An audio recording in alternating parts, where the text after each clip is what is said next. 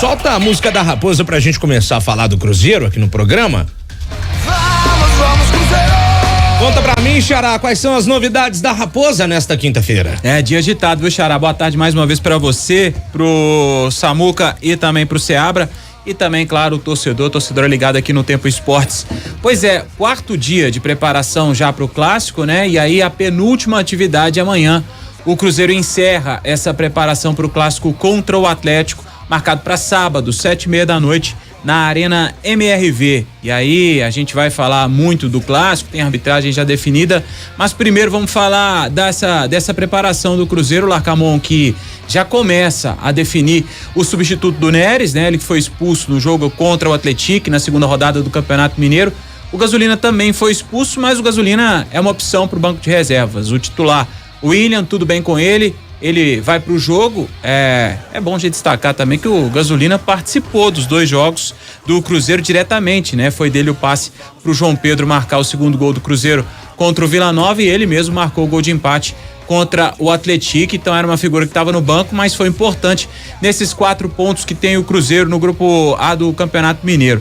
E aí o Cruzeiro que segue essa preparação, encerra ela amanhã, pode ter uma lista diferente de relacionados que com certeza será divulgada amanhã. Isso porque o Cruzeiro trabalhou durante toda a semana. O Larcamon teve o Lucas Romero trabalhando de forma intensa. O Vital também já trabalhava até na semana anterior, já trabalhava o meio do Cruzeiro, voltou a trabalhar na quarta, quinta-feira da última semana, e aí de lá pra cá já vem trabalhando, um trabalho mais forte, então pode também ele pintar nessa lista de relacionados. Outro que pode pintar é o garoto Fernando, também, desde que não participou, acabou a Copa São Paulo.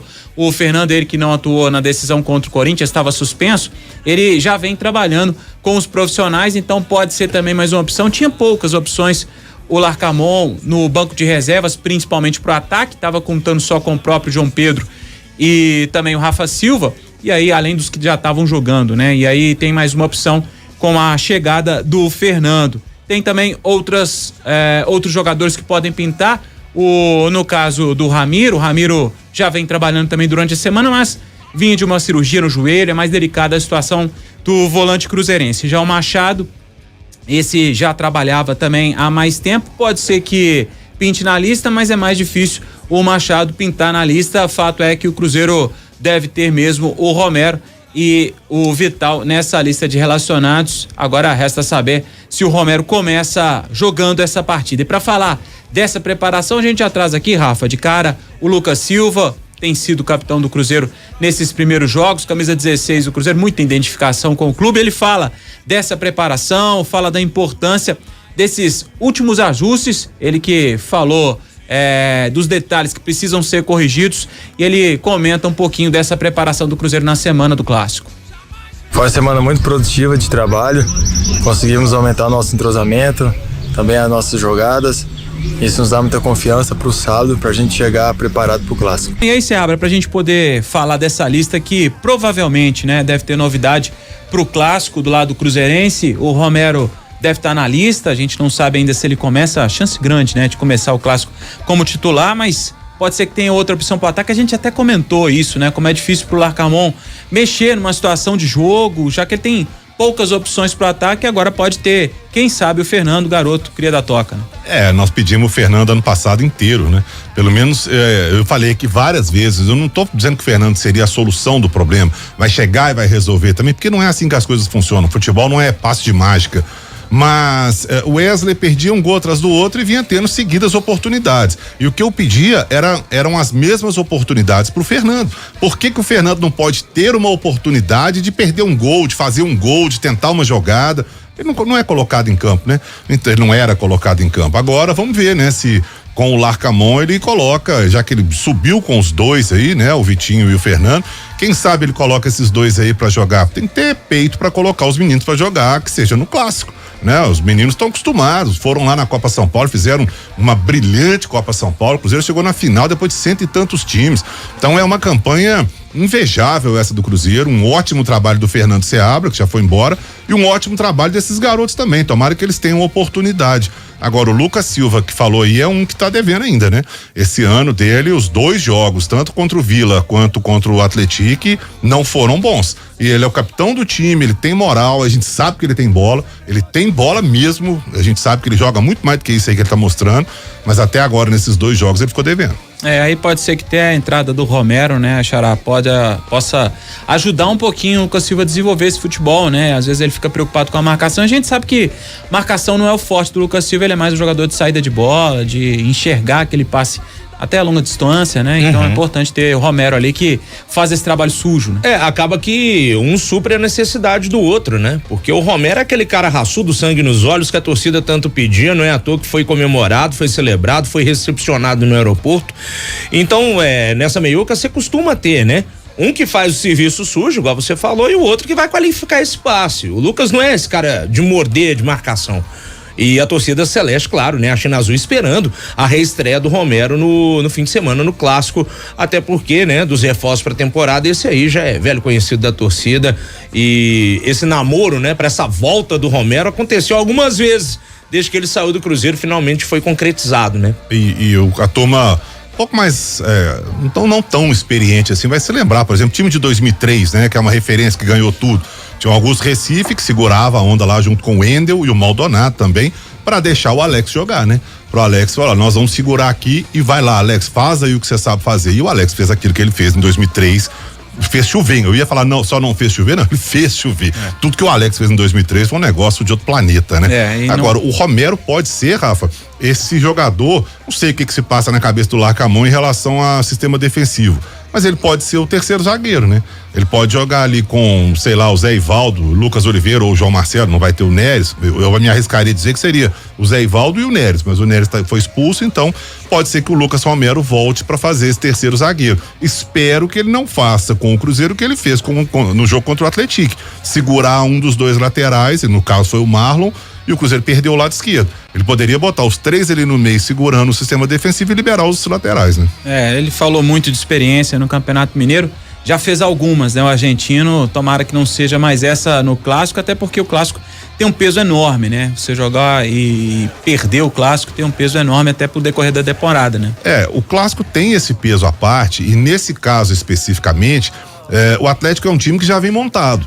O Atlético é um time que tem o mesmo treinador, que tem os mesmos jogadores. No primeiro jogo contra o Patrocinense não foi bem, mas contra o Democrata, não teve resistência. O Democrata não ofereceu resistência. Mas o Atlético também fez por onde não deixar o Democrata jogar. Então a gente já começa a ver um time do Atlético que terminou em 3º lugar no Brasileiro do ano passado. Não é qualquer coisa, é um bom time. Então o Cruzeiro vai ter pela frente um adversário, não só pela tradição, né? Por tudo que a gente sabe que representa o Clássico, mas é um bom time também, um ótimo time do Atlético. E o Cruzeiro, em contrapartida, ainda está em formação, né?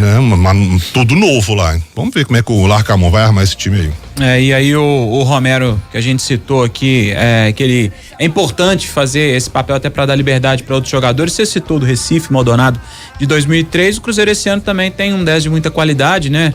Longe de comparar com o Alex, mas o Matheus Pereira já mostrou que tem muita qualidade, com liberdade também, ele pode acionar a turma lá da frente. E aí, pra gente poder falar agora da arbitragem, então o árbitro definido para o Clássico de sábado, Paulo César Zanovelli, ele apita o jogo de sábado.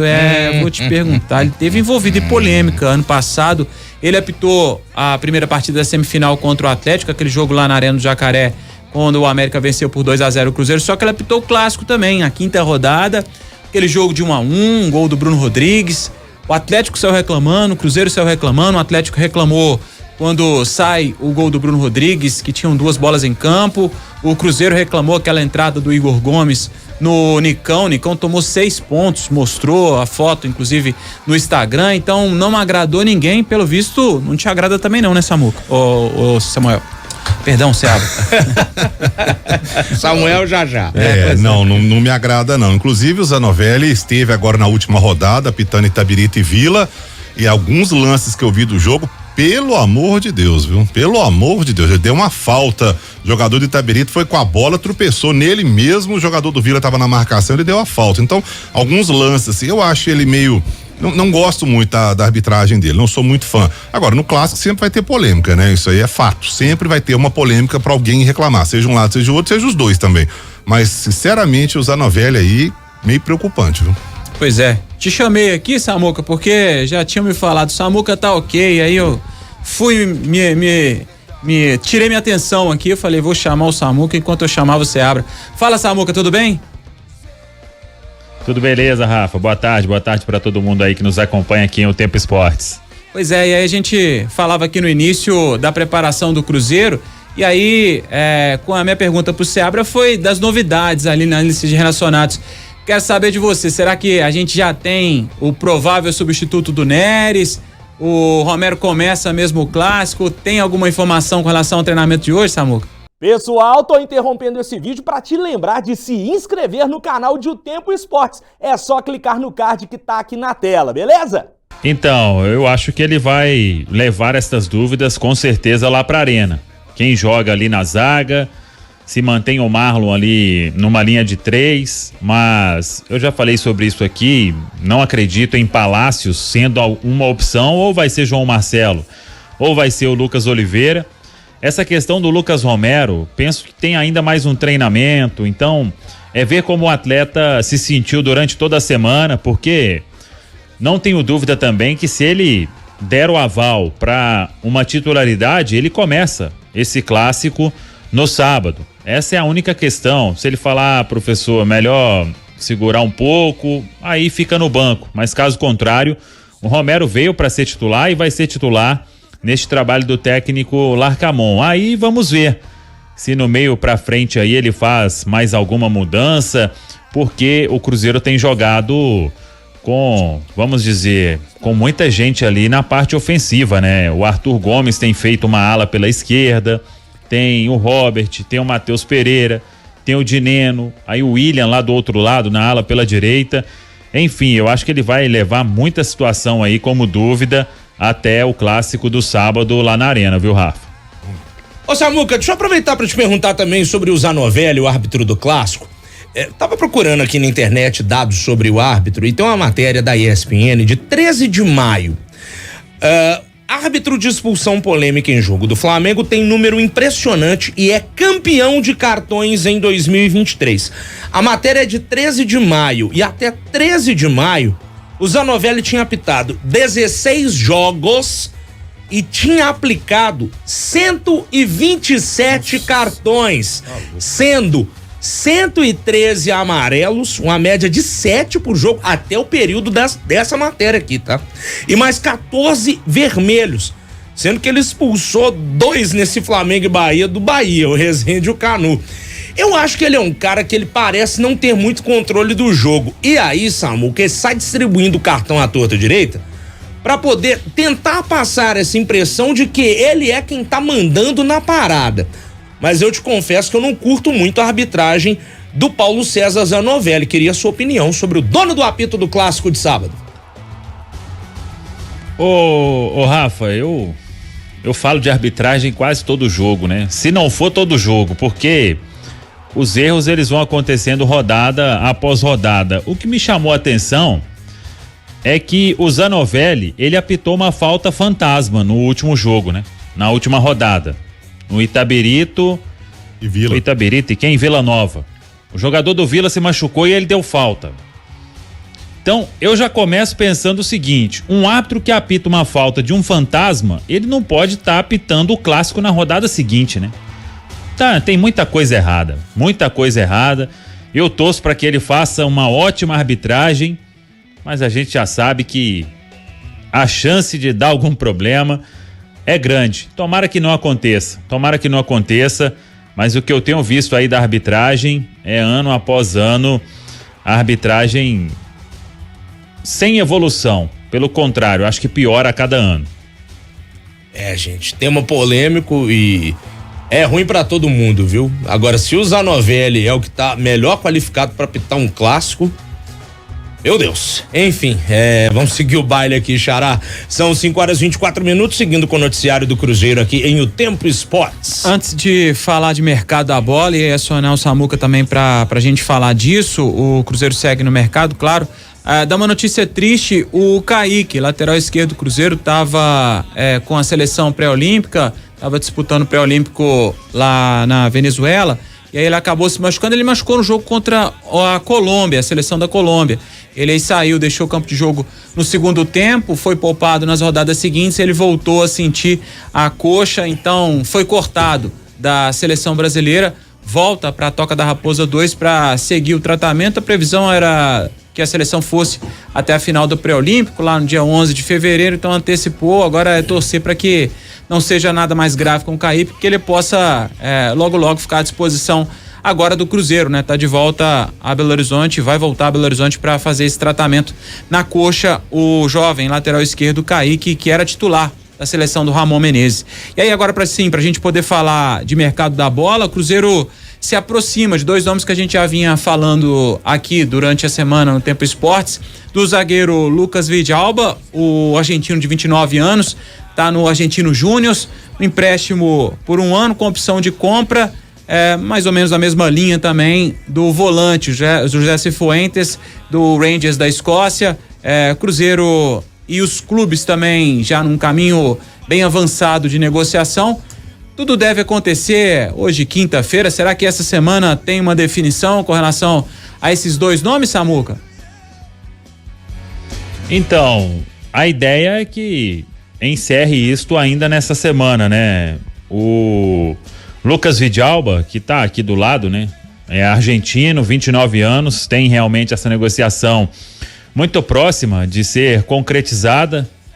A informação é que as partes vão avançando bem, é um empréstimo, o Cruzeiro vai pagar pelo empréstimo e uma opção de compra, pelo que eu apurei, não deve ser alta, e o jogador, ele encaixa perfeitamente naquela ideia do Nico, né? Que é um defensor pela esquerda e rápido para jogar em linha alta e que combate muito, né? Então, você pega os números do Vidalba no Argentinos Júnior, é um jogador de muita pressão, né? Quem tá com a bola, ele tá chegando para tentar roubar imediatamente, como gosta o técnico argentino. E isso até fazendo a diferença pro Cruzeiro avançar nesta negociação. E o José Cifuentes também, a ideia é acertar tudo. A última vez que eu mantive contato com uma pessoa próxima à negociação, me falou que faltava um detalhe ou outro, mas que não deve ser nenhum entrave para que o atleta possa vir a Belo Horizonte, mas ele ainda segue lá na Escócia. O Rangers ainda não oficializou também este empréstimo, por mais que exista ali um acordo verbal para que tudo aconteça, mas tem pontos ainda para serem ajustados. Só acho que não vai criar nenhum tipo de problema aí nestas duas negociações, e o Cruzeiro vai seguir no mercado, porque até o dia 7 de março tem posição aí pro Cruzeiro buscar um jogador de beirada, mais um centroavante. É o desejo, desde lá atrás a gente vem falando sobre isso, então o Cruzeiro pode trazer mais gente aí ainda, viu, Rafa?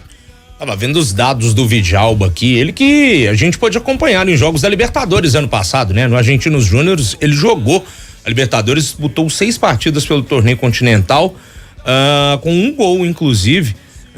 Jogou bastante na Copa da Liga Argentina também, 12 jogos, na Superliga Argentina também, que é o outro turno do campeonato. Aliás, o futebol argentino é uma festa, né? Cada ano é uma forma diferente de disputa, mas o Vidalba tem aí alguns números interessantes e chama a atenção também que ele não é um zagueiro tão alto, né? Tava vendo a ficha técnica dele aqui, ele tem 1,79 de altura. O povo acha que zagueiro tem que ter 3,15 m, né? Movimentar lento igual o Peter Crouch. Pode Eu ser. acho que não, velho. Peter Crouch também. Não necessariamente. O Peter Crouch era, nossa senhora, mais devagar que eu tentando correr na esteira. 2,5 m também. Você tá doido, hein? Mas essa chegada do Vidalba aí pode realmente solucionar, como o Samuel falou, o que pretende o Larcamon. Porque se ele pretende 3 zagueiros ali, aí zagueiros, ele tem 2 aqui. O Zé Ivaldo deve ser um deles, e o outro, Lucas Oliveira, João Marcelo, não sei, e o outro, o Vidalba. E aí ele vai voltar, nós vamos voltar a ver o que o técnico do Cruzeiro fazia, né? Na Série B de 2022, Paulo Pesolano, que foi bom, ele montava o time com 3 zagueiros e os 3 zagueiros foram fixos, né? E aí ele não tinha esse negócio de segurar um dos laterais e tal. Ele mantinha sempre o Zé Ivaldo, o Brock e o Oliveira, manteve esses 3 aí e deu certo. Quem sabe agora aí o Larcamon vai fazer isso também, né? Vamos ver se tá certo. E pra mim também o Cruzeiro ir atrás de um zagueiro indica muito do que pensa o Larcamón também, né? O Cruzeiro já tem alguns zagueiros já dentro do elenco, trazer o Vidalba, acho que indica muito uma escolha, ou pelo menos uma chance do Larcamón tentar mais, né? O esquema com 3 zagueiros. Enfim, o Cruzeiro segue, como o Samuca falou, no mercado, e a gente também tem uma informação com relação ao Pedrão. O Pedrão, o zagueiro do Cruzeiro, recebeu uma proposta de um clube croata, o NK Lokomotiva, informação da Giovana Oliveira e do Gabriel. Enfim, a gente trouxe essa notícia, está no nosso portal do Tempo Esportes. Propôs o contrato, o clube croata propôs um contrato de empréstimo com opção de compra, mas o Cruzeiro negou. O time de Zagreb é o 5º colocado do Campeonato Nacional. Enfim, o Pedrão, a gente imaginava já, né? E sabe que ele vai ter propostas, fez faz um excelente ano no Cruzeiro, desde o ano passado na Copinha também fez uma excelente Copinha. A zaga toda do Cruzeiro foi muito bem, né? Com certeza, né? Zaga do Cruzeiro, aliás, o time todo, mas a zaga em grande destaque pela baixa quantidade de gols sofridos. O Cruzeiro tomou 3 gols, né, na Copinha? Ao longo do campeonato? 3 gols. Contando com o do Corinthians na final, 3 gols. Muito seguro o sistema, né? E tem um outro detalhe, né? O nosso ouvinte aqui, o Gabriel Ramos, tá lembrando que zagueiro baixo tem só um tal de Cannavaro que ganhou o melhor do mundo. Conta da Copa do Mundo de 2006, né? Jogava pouco esse cara. Jogava pouco e não era alto, né? Tinha uns 78, eu acho. Criou-se esse estigma aí, né? Do cara tem que ser alto e tal. Mas eu acho que, bom, se o cara for firme, né, antecipar, for rápido, ele não precisa ser alto propriamente. Ele pode ser de uma altura normal, vamos dizer assim, não seja nada de 1,90 e tal, mas se ele for ágil por baixo, vai com 3 zagueiros ali então, né? Fica mais fácil, né? Com certeza. Samuca, mais algum detalhe da sua parte pra gente fechar esse primeiro tempo do Cruzeiro no programa? Não, só aguardar então a última atividade amanhã e qual será esse Cruzeiro aí de Larcamón para este clássico importante na 3ª rodada do Campeonato Estadual, Rafa. Então valeu, Samuca, um forte abraço para você e até amanhã aqui no Tempo Esportes. Valeu, um abraço, tamo junto.